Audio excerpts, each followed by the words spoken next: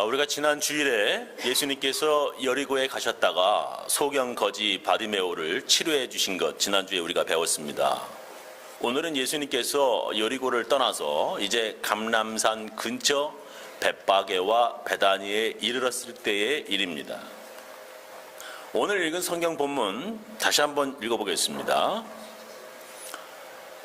저희가 예루살렘에 가까이 와서 감람산 벳바게와 베다니에 이르렀을 때에 예수께서 제자 중 둘을 보내시며 이르시되 너의 맞은편 마을로 가라.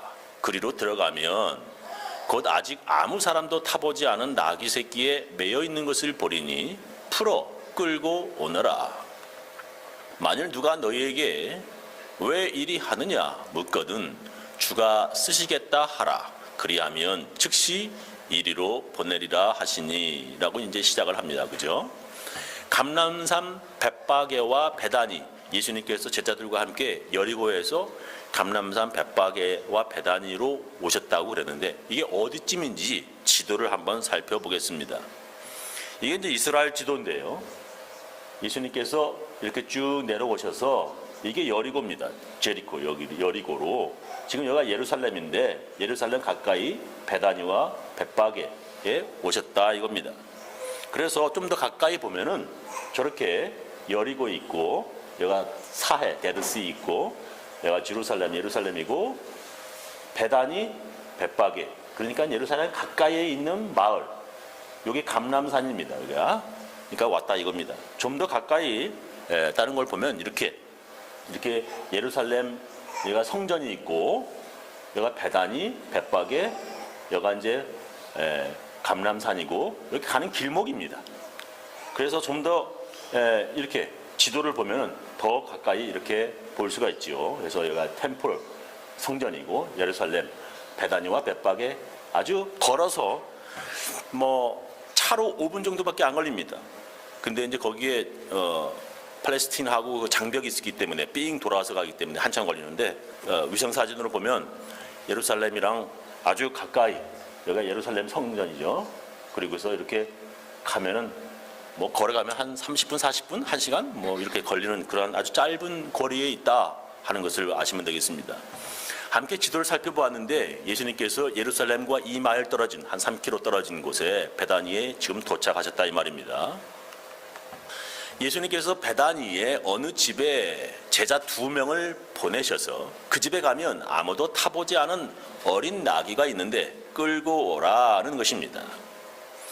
나귀 주인이 야, 왜 내 나귀를 끌고 가냐 물으면 주가 쓰시겠다 하라. 그리하면 즉시 이리로 보내리라 이렇게 말씀하십니다. 계속 다시 한번 오늘 성경 본문 읽어보겠습니다. 제자들이 가서 본즉 나귀 새끼가 정말 문 앞 거리에 매여 있는지라 그것을 푸니 거기 서는 사람 중 어떤 이들이 가로되 나귀 새끼를 풀어 무엇하려느냐 하며 제자들이 예수의 이르신 대로 말한데 이에 허락하는지라 했습니다. 예수님께서 말씀하신 대로 주가 쓰시겠다고 합니다 라고 말하니까 그 나귀를 가져가게 했다 이 말입니다. 계속 읽겠습니다. 나귀 새끼를 예수께로 끌고 와서 제자들이 끌고 왔어요. 나귀를 자기들의 겉옷, 웃옷을 나귀 위에 그 위에 걸쳐두매 예수께서 타시니 많은 사람은 자기 겉옷과 또 다른 사람들은 밭에서 팬 나뭇가지를 잎사귀를 길에 펴며 앞에서 가고 뒤에서 따르는 사람들이 소리 지르되 호산나 찬송하리로다 주의 이름으로 오시는 이여 찬송하리로다 오는 우리 조상 다윗의 나라여 가장 높은 곳에서 호산나 하더라. 예수께서 예루살렘에 이르러 성전에 들어가사 모든 것을 둘러보시고 때가 이미 저물매 12 제자를 데리시고 베다니에 나가시다라고 오늘 말씀이 끝납니다. 예수님의 제자들이 그 나귀 등에 자기들 옷을 덮었고 예수님이 그 위에 타시고 예루살렘으로 가셨습니다. 그 가는 도중에 많은 사람들이 자기 겉옷과 나뭇가지를 길에 펴며 예수님을 환영했습니다. 호산나라고 하는 뜻은 구하옵나니 이제 구원하옵소서라고 하는 뜻입니다. 이제 우리를 구원하옵소서라고 하는 뜻이에요. 많은 사람들이 그렇게 예수님을 환영하였고 예수님은 예루살렘 성전을 둘러보시고 베다니로 다시 돌아가셨다 오늘 읽은 말씀이 이겁니다. 오늘 제 설교 제목은 주가 쓰시겠다 하라입니다. 먼저 궁금한 것이 있습니다. 왜 예수님은 나귀를 타고 가신 것입니까? 예수님이 어디 가실 때 항상 나귀를 타고 다니신 것이 아닙니다. 이때만 예수님이 나귀를 타고 가셨다라고 기록합니다.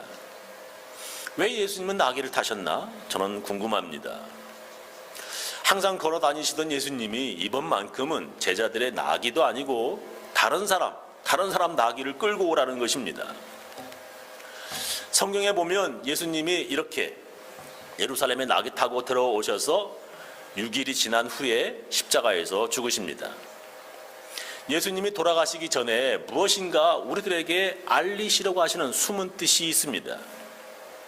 그것은 구약 성경의 스가랴 9장 9절에 보면 스가랴 9장 9절 시온에 따라 크게 기뻐할지어다 예루살렘에 따라 즐거이 부를지어다 보라 네 왕이 네게 임하나니 그는 공의로우며 구원을 베풀며 겸손하여서 나귀를 타나니 나귀의 작은 것 곧 나귀 새끼니라 라는 말씀이 있습니다.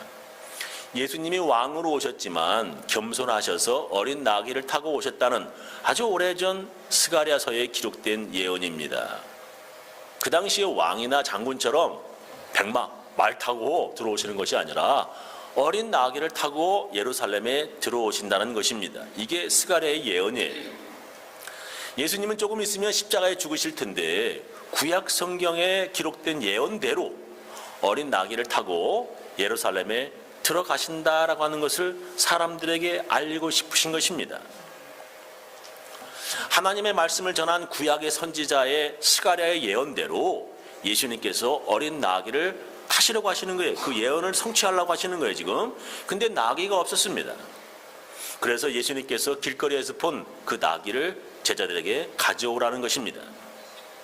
그래서 제자들이 그곳에 가서 가져오라고 할 때 왜 가져가냐 물으면 주가 쓰시겠다 하라라는 것입니다. 왜 예수님은 나귀를 타셨는가? 첫 번째로 뭐라고 했어요?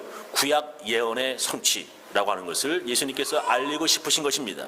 이것은 하나님의 계획이라는 거예요. 하나님의 계획으로 오래전 구약의 예언이 지금 성취되고 있다라고 하는 것을 알려주고 싶으셔서 이렇게 말씀하시는 것이고, 두 번째로는 충성하는 자에게 주시는 천국에서의 보상에 대한 약속입니다. 예수님은 나귀를 타심으로 첫 번째 왜 그랬냐? 하나님의 예언의 성취를 말씀하시려고 하고 있고, 두 번째로는 충성하는 자에게 주시는 천국의 보상을 지금 말씀하시고 있다는 것입니다. 제 설교는 이 두 번째 충성하는 자에게 주시는 천국의 보상에 대해서 말씀드리려고 합니다. 여러분, 그 나귀의 주인이 누구인지는 몰라도 예수님께 그 나귀를 빌려준 사람은 아마 이 세상 교회가 있는 곳이라면 어느 곳이든지 다 알려질 것입니다. 예수님의 사역 마지막 시기에 하나님의 예언을 성취시킨 나귀를 빌려준 사람이라고 하는 것입니다.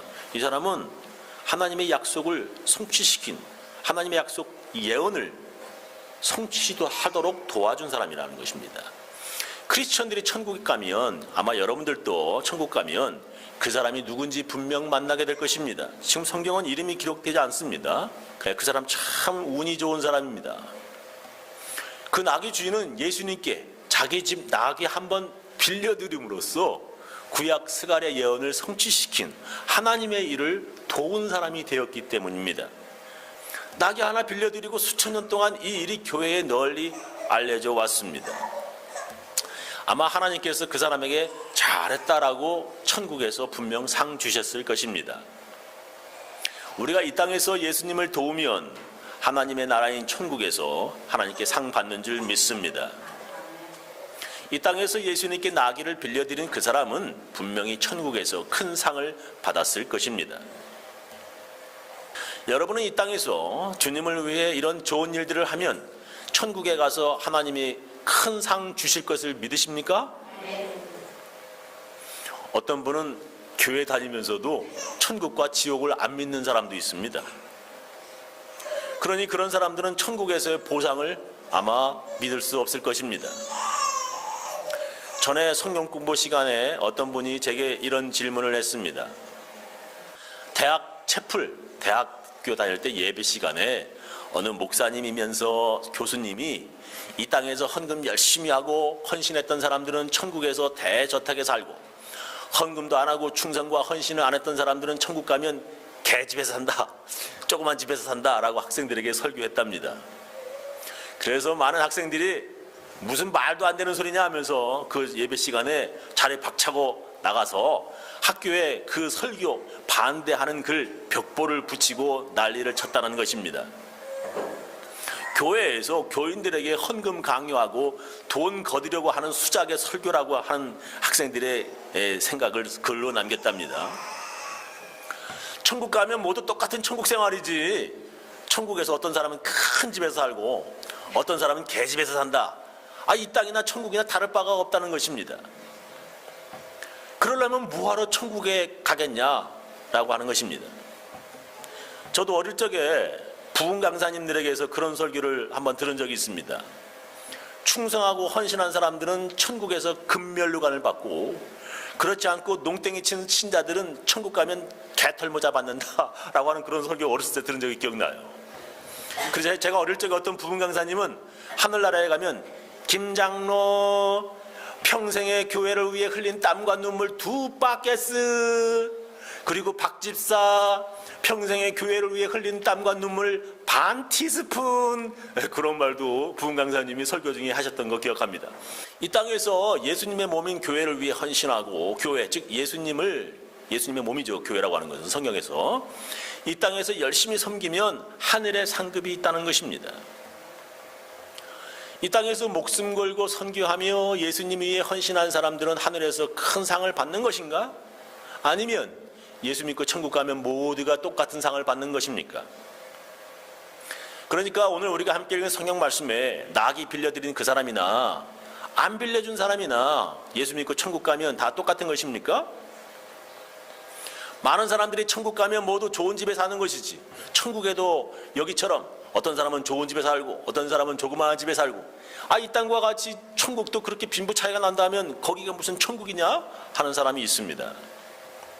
천국은 이 땅에서 예수님 위해 잘했든 못했든 모두 차별 없이 빈부격차 없이 모두 행복하게 산다라고 말합니다. 그러니까 예수님께 어린 낙이 빌려드린 사람이나 안 빌려준 사람이나 예수 믿고 천국에 간다면 모두 같다는 것입니다. 그러면서 성경 구절을 인용하는데 마태복음 20장 1절부터 16절에 포도원의 품꾼 비유를, 성경 비유를 듭니다. 포도원 주인이 포도원에서 하루 일당 1데나리온으로 일할 사람들을 모집합니다. 아침 9시, 그리고 어떤 사람은 12시 나왔고, 어떤 사람은 오후 3시, 그리고 어떤 사람은 오후 5시에 포도원 품꾼들이 포도원에 가서 일을 해서 모두 같이 같은 일당으로 약속한 한 데나리온을 받았습니다. 아침 9시에 온 사람과 오후 5시에 온 사람의 품삯이 모두 같았습니다. 그래서 아침 일찍 9시에 온 사람이 일이 거의 끝나갈 무렵 오후 5시에 온 사람과 똑같이 품삯을 받으니까 불평하는 것입니다. 그러나 포도원 주인은 약속한 대로 너에게 품삯을 주었다라고 말합니다. 마태복음 20장 10절입니다. 먼저 온 자들이 와서 더 받을 줄 알았더니, 자기가 일찍 와서 일한 것만큼 더 받을 줄 알았더니 저희도 한 데나리온씩 받은지라. 받은 후 집주인을 원망하여 가로되, 나중 온 이 사람들은 1시간만 일하였거늘 저희들은 종일 수고와 더위를 견딘 우리와 같게 하였나이다. 주인이 그 중에 한 사람에게 대답하여 가로되, 친구여, 내가 네게 잘못한 것이 없노라. 네가 나와 한 데나리온의 약속을 하지 아니하였느냐? 네 것이나 가지고 가라. 나중은 이 사람에게 너와 같이 주는 것이 내 뜻이니라. 이렇게 말씀이 기록되어 있어요. 포도원에 아침 일찍 와서 일하였든 늦게 와서 1시간만 일했든 이렇게 일당은 모두 같다는 것입니다. 이런 성경 구절을 인용하면서 천국에 들어가면 모두 평등하게 산다는 것입니다. 그렇다면 죽기 전에 열심히 예수 믿고 충성하고 헌신하며 열심히 전도하고 예수님을 위해 수고한 사람이나, 교회 나오다 말다 하며 헌금도 안 하며 교회 여기저기 옮겨 다니던 사람과 이게 똑같다는 말입니까?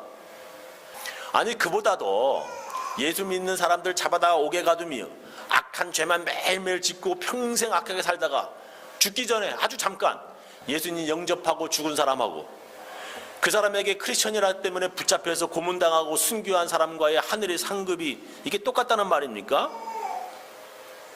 세상에 그렇게 예수 안 믿고 악한 죄에 짓다가 죽기 바로 전에 예수 믿겠다고 회개하는 사람들 많습니다. 여러분, 우리가 천국 가면 팬티만 입고 춤추는 사람을 발견할 것입니다. 그 사람은 예수님 십자가에 달리실 때 예수님 옆에서 십자가에 달린 강도입니다.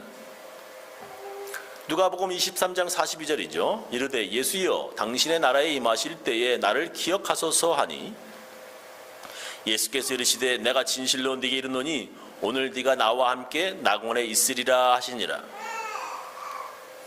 이렇게 죽기 바로 전이라도 예수 믿으면 천국 가는 것이고, 천국 가면 모두 똑같이 아무런 차별도 없이 똑같이 행복하게 산다는 것입니다. 정말입니까? 그렇다면 왜 목사님들은 하늘의 상급에 대해서 말하는 겁니까? 천국 가면 무슨 이렇게 보상에 대해서 자꾸 말하는 겁니까? 천국에 가면 열심히 신앙생활한 사람들, 목숨 걸고 선교한 사람들이 그렇지 않은 사람들보다 더 하늘의 상급이 크다고 왜 주장하는 것입니까? 성경 어디에 그런 말씀이 있습니까? 성경에 보면 그런 말씀들이 여러 번 기록되어 있습니다. 마태복음 5장 11절 읽겠습니다. 나를 인하여 너희를 욕하고 핍박하고 거짓으로 너희를 거스려 모든 악한 말을 할 때에는 너희에게 복이 있나니. 예수님 때문에 이렇게 핍박당하고 거짓으로 너희를 송사하고 하는 모든 악한 말을 할 때 들을 때에는 너희에게 복이 있다는 거예요. 기뻐하고 즐거워하라. 하늘에서 너희의 상이 큼이라. 너희 전에 있던 선지자들을 이같이 핍박하였느니라 하고 예수님께서 말씀하시지요. 이 12절을 다른 번역 성경으로 한번 읽어보겠습니다. 예수님 때문에 박해받는 사람들은 어떻게 되냐? 기뻐하고 즐거워해라. 너희가 받을 큰 상이 하늘에 마련되어 있다. 옛 예언자들도 너희에 앞서 같은 박해를 받았다라고 공동 번역이 이렇게 번역을 했고요. 표준 새 번역 읽어보겠습니다. 너희는 기뻐하고 즐거워해라. 하늘에서 받을 너희의 상이 크기 때문이다. 이렇게 말씀하시는 거예요. 이렇게 번역을. 또 현대인의 성경 번역을 읽어보겠습니다. 하늘에서 큰 상이 너희를 기다리고 있다. 기뻐하고 즐거워해라. 이전에 예언자들도 이런 핍박을 받았다라고 이렇게 성경 번역을 보면 하늘의 상이 크다. 너희를 위해 기다리고 있다. 이렇게 말씀하신다는 거예요. 이렇게 예수님 때문에 욕먹고 핍박받고 거짓으로 악한 말 들은 사람들은 하늘에서 큰 상이 기다리고 있다라고 예수님께서 약속하시고 말씀하셨습니다. 이전의 예언자들도 그런 핍박을 받고 하늘 올라가서 상을 받았다고 예수님께서 말씀하셨습니다. 자, 고린도후서 한번 읽어보겠습니다. 고린도후서 5장 10절. 장차 우리는 모두 그리스도 앞에 서서 심판을 받아야 합니다. 그때는 우리가 살아온 모습이 그분 앞에 다 드러나게 될 것입니다. 그리고 선한 일을 했든지 악한 일을 했든지 땅 위에 육체로 사는 동안에 행한 대로 보상을 받을 것입니다 라고 써 있습니다. 우리는 나중에 그리스도 앞에서 심판을 받아야 한다는 것입니다. 그때 우리가 어떻게 살아왔는지 적나라하게 다 드러나게 된다는 것입니다. 그래서 행한 대로 보상을 받을 것이라고 성경은 말씀하십니다. 요한계시록 22장 12절 읽어보겠습니다. 보라, 내가 속히 오리니 내가 줄 상이 내게 있어 각 사람에게 그의 일한 대로 갚아주리라 말씀하셨습니다. 성경은 여러 곳에 행한 대로 상을 받고 일한 대로 갚아주겠다고 성경은 약속하십니다. 성경은 믿음을 지키고 열심히 신앙생활을 한 사람들에게는 면류관이 있을 것이라고 약속합니다. 중국어로는 면류관이라고 우리가 한문으로 번역을 했는데 이 면과 류로 만든 관, 이런 모자를 뜻하는 것이 면류관입니다. 면은 우리가 넓적한 판으로서 달리 평천판이라고 부르는데 한번 보겠습니다. 이게 면만 있는 거예요. 류가 없는 겁니다. 이게 평천판이라고 부르는 거예요. 류는 앞뒤에 드리워서 얼굴 가리는 구슬 꿰인 발을 류라고 그럽니다. 한문으로. 그래서 저렇게 저게 류가 있는 거예요. 그러니까 저거는 면과 류가 같이 있는 거죠. 저게 면류관이죠. 중국에서 온 말인데 사진을 보면 금방 알 수 있습니다. 저렇게 한국 사람들 보면 면류관 저기 하는 거 알죠, 저거? 예, 이게 베트남 사람들인데 베트남 사람들도 비엔남 왕인데 중국의 영향을 받아서 저렇게 면류관을 썼습니다. 이 면류관은 원래 뜻이 고대 그리스의 올림픽 경기의 승리자, 전쟁에서 승리한 개선장군, 이런 사람들에게 명예의 상징으로 만들어 씌웠던 월계수 입으로 만든 월계관을 한자 한문으로 면류관이라고 번역을 한 거예요. 원래는 월계관이라는 뜻입니다. 이제 저런 동상 같은 거 보면 로마의 황제들 보면 이 면류관 저렇게 씌운 거 보이죠, 위에. 그 다음에 이 사람 잘 알죠? 손기정 선수입니다. 마라톤 선수, 일제시대 때 독일 베를린 올림픽에 가가지고 금메달 딴 올림픽 선수인데 저렇게 월계수로 만든 입으로 만든 월계관을 저렇게 씌우는 것을 한문으로는 면류관을 이렇게 번역했다는 것입니다.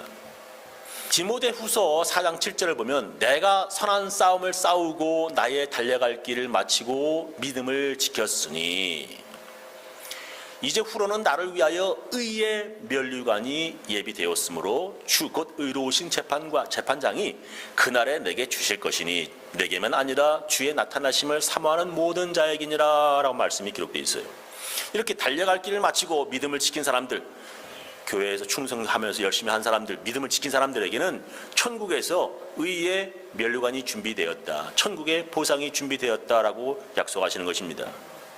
야고보서 보겠습니다. 야고보서 1장 12절. 이렇게 성경에 여러 군데 있어요. 시험을 참는 자는 복이 있도다. 이것에 옳다 인정하심을 받은 후에 주께서 자기를 사랑하는 자들에게 약속하신 생명의 면류관을 얻을 것임이니라 라고 기록되어 있습니다. 시험을 참는 자들은 복이 있다.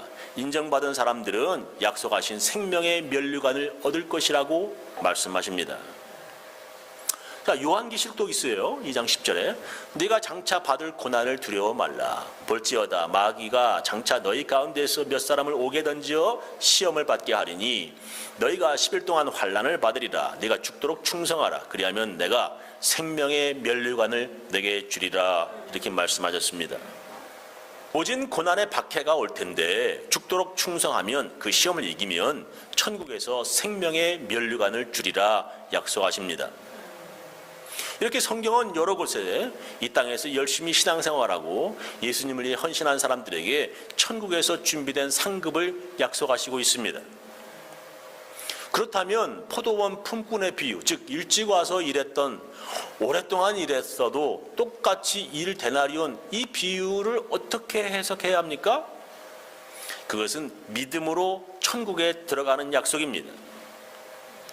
즉 일찍부터 예수 믿어도 천국에 들어가는 것이고요, 늦게 믿어도 그 믿음으로 천국에 들어간다라고 하는 것을 말씀하시고 있는 것입니다. 일찍 믿어도 늦게 믿어도 믿음으로 천국에 들어가는 것은 똑같지만 그러나 천국에서 준비된 상급이 모두 같다라고 하는 말은 아닙니다. 아무렇게나 막 죄 짓고 살다가 죽기 바로 전에 예수 믿고 천국에 간 사람이나 평생 충성과 헌신하다가 순교지에서 순교한 사람의 하늘 상급이 똑같지는 않다라고 하는 것을 말씀하시고 있습니다. 믿으십니까? 바로 그 믿음으로 천국에 가게 되는 것입니다. 바로 그 믿음으로 천국에서 보상받는 것입니다. 그러나 세상 사람들은 말합니다. 믿음 없는 사람들은 말해요. 에이, 죽으면 끝이지 뭐. 그래서 뭐죠? 천국과 지옥을 믿지 않습니다. 그래서 뭐죠? 천국에서의 보상? 에이, 그런 게 어딨어? 믿지 않습니다. 그 사람들은 천국과 지옥을 믿지 않는 거예요. 그 사람은 죽음이면 끝이라고 믿는 사람들입니다. 그러니 천국에서의 보상은 전혀 믿을 수가 없습니다. 왜? 아니, 지옥 천국도 안 믿는데 무슨 천국의 보상을 믿어? 그래서 어떤 사람은 유치원에 들어가서 어린 애들은 막 총으로 쏴 죽이고 자기도 자살합니다. 왜 그러죠? 나 죽으면 끝이야. 천국 없다고 믿으니까요. 천국과 지옥을 믿지 않는 사람은 그 믿음으로 천국에 들어가지 못합니다. 천국과 지옥을 믿지 않는 사람들은 믿음의 사람이 아닙니다. 천국과 지옥을 믿지 않는 사람들은 믿음의 사람이 아닙니다. 또한 그런 헛 믿음 때문에 이 땅에서도 충성도 하지 않고요, 또한 천국 가서도 아무런 상급이 없습니다. 믿음을 가진 사람들은 예수님께서 쓰시겠다고 말씀하실 때 저 하늘의 상을 바라보고 나귀를 빌려드리는 것입니다.